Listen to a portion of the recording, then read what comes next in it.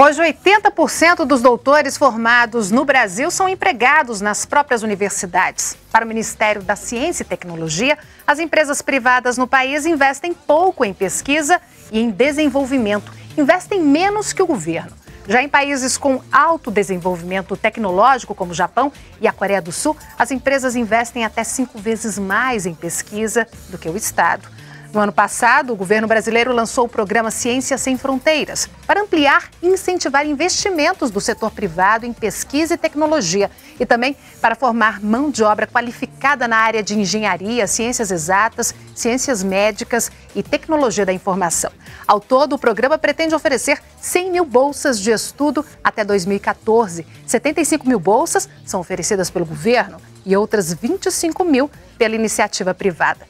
O Expressão Nacional entra nesse debate e quer saber se o programa Ciência Sem Fronteiras será capaz de formar mão de obra científica para o Brasil e, com isso, tornar o país mais competitivo e produtivo. Quem participa conosco dessa discussão é a secretária-geral da Associação Nacional dos Pós-Graduandos, Johanna Menegas, o deputado do PSDB da Bahia, Antônio Embaçaí, e o deputado do PT de São Paulo, Vanderlei Sirac. Eu começo o programa dessa noite perguntando para a secretária-geral da Associação Nacional dos Pós-Graduandos, a Johanna Menegas, eu queria que você fizesse um quadro de como é que é a pós-graduação hoje no Brasil. Quais são os dados? São quantos pós-graduandos? Quantos recebem bolsa? E o restante, como é que se vira para poder fazer pesquisa e ciência nesse país? Uma saudação a todos que estão assistindo o Expressão Nacional, fazer uma saudação a Sandra, ao deputado Embaçaí e ao deputado Sirac. Hoje, no Brasil, a gente tem em torno de 200 mil pós-graduandos na modalidade estrito sensu, que é a modalidade onde a gente tem maior condição de acompanhar e de ter dados concretos. Que são os mestres e os doutores, né? Mestres, divididos em mestrados acadêmicos, mestrados profissionais e o programa de doutorado acadêmico. E a gente tem, dentre esse universo de 200 mil, em torno de 50% destes são bolsistas que recebem as suas bolsas das fundações de apoio à pesquisa nos estados, mas em grande parte das duas principais agências de fomento, que são a CAPES e o CNPq. Essas bolsas, elas requerem dedicação exclusiva do pós-graduando à sua pesquisa, ao desenvolvimento das suas atividades de formação. Ou seja, ele não pode ter nenhum vínculo empregatício para além desse vínculo que ele tem com a sua bolsa de dedicação exclusiva. E considerando o valor defasado dessas bolsas, apesar do pequeno reajuste que tivemos há pouco no mês de julho com relação às bolsas de pesquisa, os demais pós-graduandos que preferem, às vezes, manter o seu vínculo de pesquisa, também podem conviver com uma condição precária, porque há uma demanda para se fazer pesquisa e se estar na pós-graduação. Você, para além do desenvolvimento de algumas pesquisas que têm um custo específico e não possuem o financiamento de um projeto que os ampare, um projeto guarda-chuva, você tem de participar de congressos, por vezes os grandes centros de excelência da pesquisa ou grandes programas de pós-graduação em determinadas áreas estão em regiões como o Sul e o Sudeste, e o pós-graduando tem a sua origem na região norte, tem que se deslocar, tem de viver, tem de morar, tem de custear seus estudos, comprar livros, participar de congressos. Então, essa é a realidade do pós-graduando hoje, é da onde provém o seu fomento. Agora, deputado Vanderlei Sirac, hoje o pós-graduando, ele está sendo muito mais incentivado pelo governo do que pelas empresas e indústrias brasileiras. As indústrias brasileiras, elas não têm essa tradição de se investir em ciência e tecnologia, nem nessa formação de ciência e tecnologia, né? E 80% hoje dos doutores estão nas universidades, ou seja, as empresas brasileiras, elas não têm ciência e tecnologia, né? Como resolver esse assunto, né? Esse dado, essa questão? Historicamente tem essa cultura dos empreendedores brasileiros de não investir no conhecimento, né? Não investir em pesquisa, não investir em inovação tecnológica, não investir em ciência e tecnologia.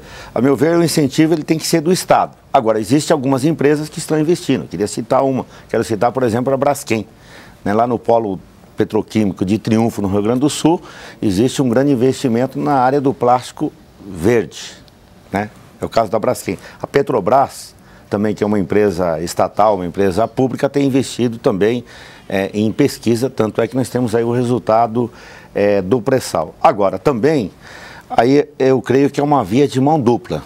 Acho que a universidade ela acabou se isolando, né? A autonomia universitária é muito importante, é muito interessante, mas ela acabou se isolando não só das empresas, mas acaba se isolando da sociedade como um todo. Eu, por exemplo, visitei algumas universidades pelo mundo, até por interesse do setor químico, petroquímico e plástico, por exemplo, na cidade de Lyon, na França, né? Lá tem um centro de pesquisa totalmente relacionado com o setor de plástico, com o setor químico, petroquímico, onde está o governo, está a universidade, estão também as empresas. Só que lá eles têm quem financia, né?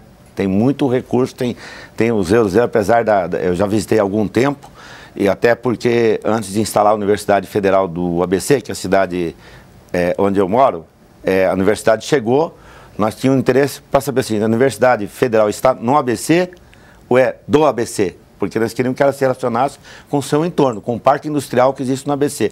Mas eu quero citar o exemplo positivo da Universidade Federal de São Carlos, onde lá tem o desenvolvimento do setor de software, a Parktec, que é o Centro de Tecnologia de São Carlos, e também a Unicamp, ela tem se relacionado bastante, inclusive, com o setor sucro-alcooleiro. Agora, isso são exceções, tanto é que eu pude até lembrar. O ideal seria que a gente não lembrasse, né, que fosse uma regra, né? E não exceção. O Brasil é um dos países que mais produz hoje monografias, dissertações, as teses, mas sem consequências práticas. Agora, o que eu acho?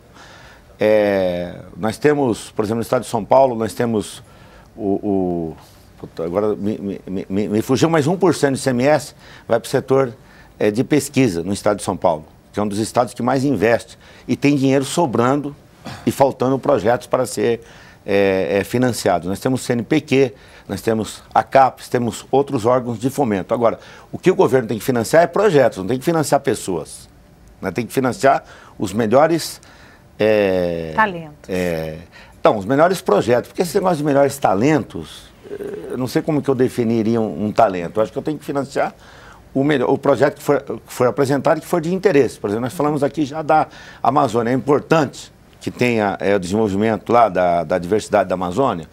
Então, nós vamos financiar aquilo que for importante. Nós precisamos de mais engenheiros, então vamos financiar mais engenheiros.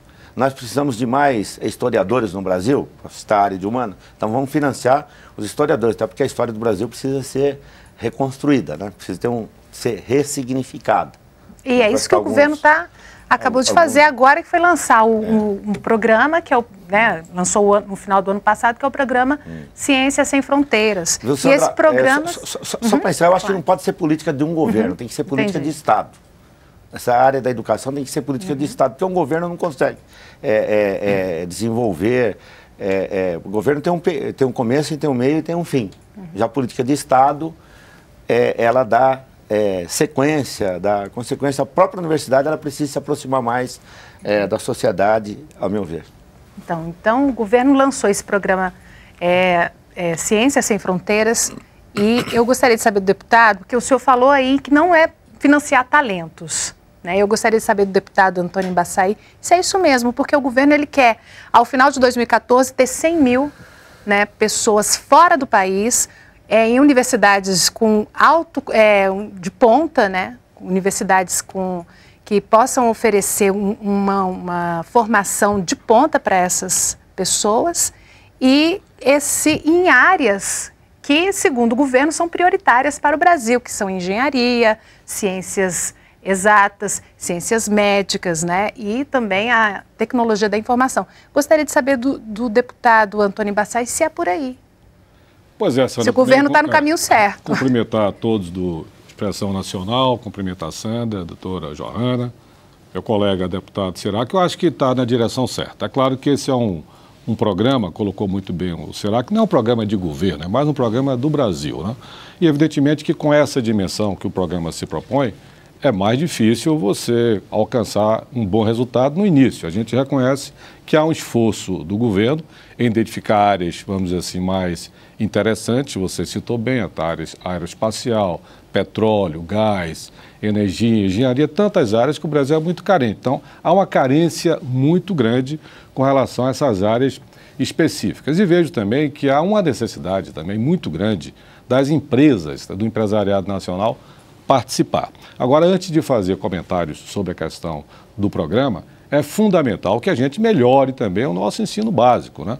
Nós estamos aí com avanços na universalização do ensino fundamental. O ensino médio tem muita coisa ainda para se resolver, a qualidade do ensino deixa muito a desejar. Se a gente for olhar países que são países que tiveram grande sucesso no seu desenvolvimento, na questão da renda per capita, da desigualdade social, como a Coreia do Sul, o Japão, os Estados Unidos, também na Europa, né? Você vê que tudo começou exatamente no ensino fundamental, passando pelo ensino médio, até chegar nessa parte, vamos dizer assim, mais evoluída, graduação, pós-graduação, mestrado, que é fundamental para você se inserir de uma maneira mais competitiva, né, nesse mundo moderno. Eu acho que políticas do governo, política de governo é muito importante. Incentivos, estímulos, é muito importante. Mas também é decisivo que o empresariado, né, e o mercado, nessa hora, fala muito alto, né? O mercado é que vai estabelecendo regras para que as empresas cada vez mais se introduzam nesse tipo de abordagem.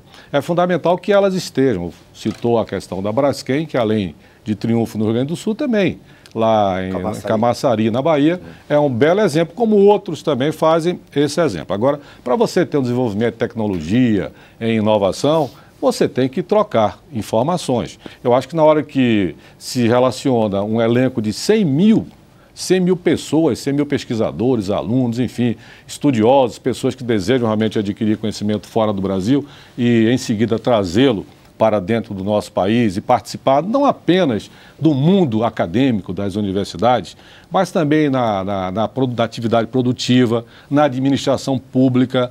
A gente percebe isso em vários municípios brasileiros, nos estados, governos estaduais, a falta de qualidade de uma mão de obra mais específica, né? Nas cidades faltam bons planejadores urbanos, falta gente que conheça mais a questão da medicina coletiva. Então, tem muita coisa para se fazer. Quer dizer, o Brasil é um país de muitas oportunidades. E, sem dúvida nenhuma, Sandra, eu acho que esse programa é um programa que tem uma intenção muito saudável, muito positiva, né? E a gente torce, né? Nós somos de partido de oposição ao governo, mas nós não somos oposição ao país. O que a gente deseja é colaborar, contribuir. Eu vejo um esforço, um interesse do governo nesse projeto. Embora, como está iniciando ainda, a gente perceba muitas dificuldades iniciais, a questão que foi dita aí pela Johanna, a questão do valor da bolsa, quer dizer, uma bolsa de $870 para você sobreviver num país feito nos Estados Unidos ou na Europa, não é fácil, é muito difícil. Então tem muita coisa que tem que se corrigindo ao longo do tempo, mas foi e é um bom início e eu acho que a gente está no caminho correto. Agora, essa questão da Bolsa, nesse caso do programa, houve alguns atrasos na Bolsa, né? Eu gostaria até que o senhor falasse sobre isso, porque parece que alguns estudantes lá no exterior ficaram sem receber, né, alguma mensalidade desse programa. Até dentro da Comissão de Ciência, Tecnologia, Informática e Comunicações, aqui da Câmara dos Deputados, que eu participo como titular, até eu coloquei esse assunto não na forma de uma denúncia, mas na forma de uma crítica construtiva para que se pudesse o governo corrigir rapidamente esse problema, que é um problema gravíssimo, né? Como é que um aluno, um professor, um pesquisador, uma pessoa que deseja participar desse intercâmbio, como é que ele vai conseguir se ele não tiver os recursos, se atrasa a mensalidade, se os custos para ele adquirir material didático também atrasa, mas eu acho que o governo conseguiu superar esse problema. Foi uma crítica que nós colocamos e parece que ela desapareceu, embora o incentivo eu considero ainda muito pequeno para as necessidades de uma vida razoável para um pesquisador fora do Brasil, em países como países europeus ou então nos Estados Unidos. Qual seria, na opinião dos senhores, né, aqui presentes, o incentivo correto, né, o melhor valor para poder se bancar essa mão de obra lá? Porque se você já vai mandar para o exterior, né, qual seria esse valor? Eu tive até a oportunidade, Sandra, de participar. Eu fui prefeito de Salvador durante 8 anos e ao encerrar o meu segundo mandato, eu fui conviver um pouco na Universidade da Califórnia em Los Angeles, né? E lá eu só encontrava, Sirac, asiáticos. Eram coreanos, Coreia do Sul, da Tailândia, do Japão, quer dizer, do Brasil, da América Latina, a quantidade era mínima. Você já sentia que havia uma dificuldade muito grande do pessoal daqui da América Latina ali participar. Mas, realmente, o custo de vida não é fácil, né?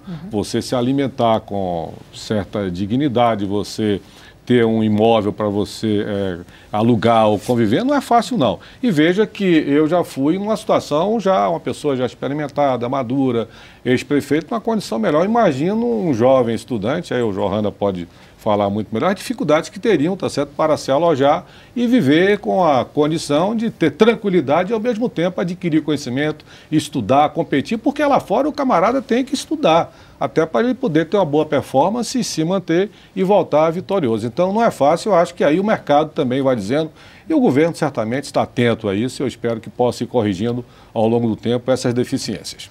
Agora, deputado, quer comentar? Sim, que, na verdade, é do tamanho do bolso do Brasil, do tamanho do orçamento que nós temos. Nós temos que encontrar fontes de financiamento para a educação. Já se discutiu nessa casa a aplicação de 10% do PIB. Agora, só isso não basta, né? Nós estamos discutindo agora os royalties do petróleo.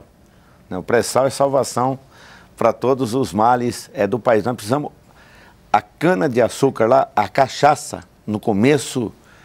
do Brasil ajudou a financiar a educação, né? Tinha um tributo lá no comecinho do país que ajudava a financiar a educação. Agora estamos falando do petróleo, né? Então nós precisamos ter uma fonte de financiamento para a educação, como tem que ter uma fonte de financiamento para a área da saúde, porque senão a gente fica... então não tem o ideal, né? O ideal é de acordo com a realidade brasileira. Nós temos 200 mil estudantes hoje de pós-graduação, 100 mil são bolsistas no Brasil, 100 mil não são. Por exemplo, um curso de pós-graduação sai no mínimo R$2.000, no mínimo, né? Na área de humanas, podendo chegar a R$5.000, depende da instituição privada. Então, para quem recebe é pouco, mas para quem está pagando, que é o povo brasileiro, pode ser muito, né?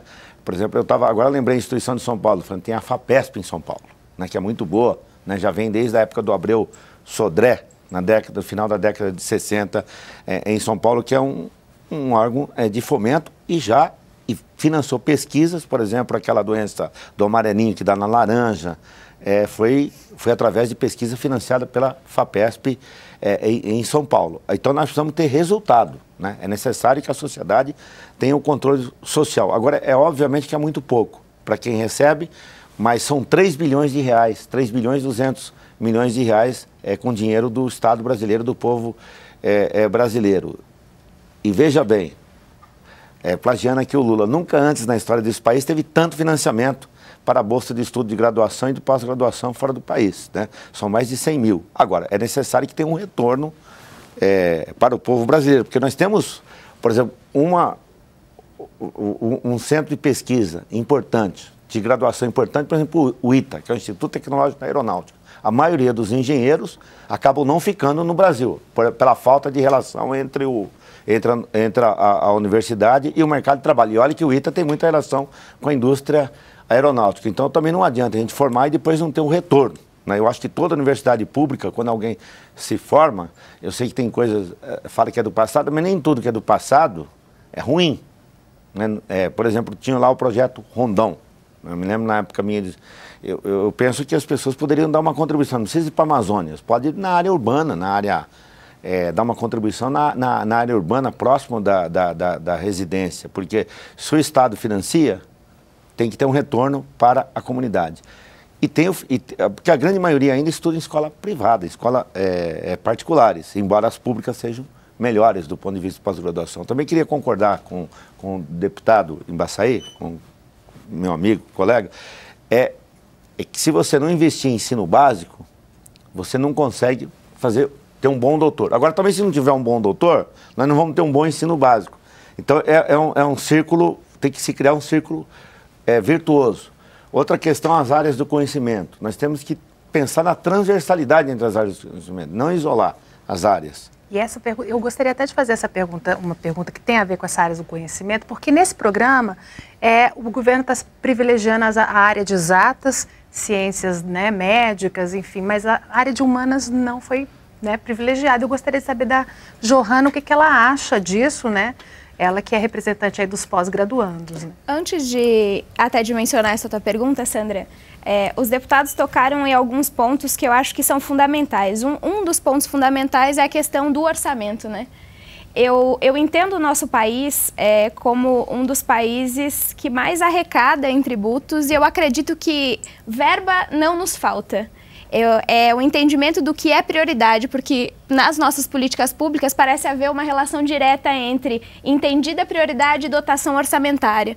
Hoje se vê muito no discurso do governo o entendimento da ciência, da produção do conhecimento, da formação de pessoas como um vetor importante para o desenvolvimento, para a soberania nacional. Agora, a gente não vê essa mesma compreensão se refletir na destinação. Com certeza houve um vultuoso aumento no número de bolsas, no financiamento, mas ainda está muito aquém da necessidade e tem condição da gente fazer mais e tem condição da gente fazer além. Para além de investir, é importante para quem investir, né? Essa parceria público e privada acaba rompendo alguns paradigmas do entendimento de que só tem de se ter financiamento público, de o público para o público, de você gerar esse círculo vicioso. Para o desenvolvimento nacional, há necessidade de você corroborar esforços de atores no sentido dessa promoção do desenvolvimento de áreas estratégicas, e aí entrando nessa questão específica das áreas fomentadas pelo Ciências Sem Fronteiras, são sim áreas importantes para o desenvolvimento do país. Agora, o Ciências Sem Fronteiras ele acaba sendo uma vitrine muito grande do nosso país para fora. Ele acaba, porque ele envolve uma coisa que o programa, o PDSE, que é o Programa de Doutorado Sanduíche no Exterior, que ele é voltado apenas para a pós-graduação, que ele não faz. Ele envolve o ensino médio e ele envolve a graduação. Ele promove uma revolução na maneira de você conceber a formação como um todo. Então, as áreas são importantes. Agora, o Ciências Sem Fronteiras, apesar deles excluir as humanas, e é uma coisa que eu acho que merece um pouco mais do nosso debate, ele precisaria incorporar um bojo maior dessas áreas por ter esse diferencial de mandar para fora, com recurso público, estudantes do ensino médio à pós-graduação e de ter condições ainda de, além de incluir as humanas, que é uma área onde a gente tem um desenvolvimento muito grande de pesquisa e grande cooperação nacional com grandes institutos e renomados institutos, mais do que em outras áreas, a gente também fazer um esforço de cooperação no eixo sul-sul, no fortalecimento da nossa relação com a própria América Latina. Esse seria um diferencial também do programa. Inclusive, só para... em Santo André, na gestão do Celso Daniel, a primeira vez que eu conheci o Ibaçaí, o Celso Daniel era prefeito de Santo André e o Ibaçaí era prefeito de Salvador, né? E eu como aluno dos dois, né? Professor. Aluno, né? De vocês, lá já se falava na cidade do conhecimento na educação infantil, né? Tanto é que foi feito lá a Sabina, né? Que é uma espécie de parque-escola para que os alunos pudessem já ter contato com a ciência desde do ensino infantil, né? Que antes chamava inclusive de pré-escola, lá foi falado, não é pré-escola. Pré-escola é em casa, né? Quando já vai para a escola é ensino infantil. Então já começa o contato desde da infância. Também, quando o deputado estadual, eu elaborei um projeto que as escolas de ensino médio, eu queria concordar aqui com a Rosana, deveriam fazer as pesquisas já do seu bairro, onde elas estão instaladas, saber o que acontece com a sua comunidade. Né? Já fazer pesquisas, qual o índice de desemprego, se tem esgoto, se tem água encanada, se o esgoto está sendo tratado, qual o índice de desemprego, de violência que tem. Então, na verdade, tem que envolver todos os setores do conhecimento. Mas, sem dúvida nenhuma, hoje falta muito mais pessoas na área de engenharia no Brasil, né?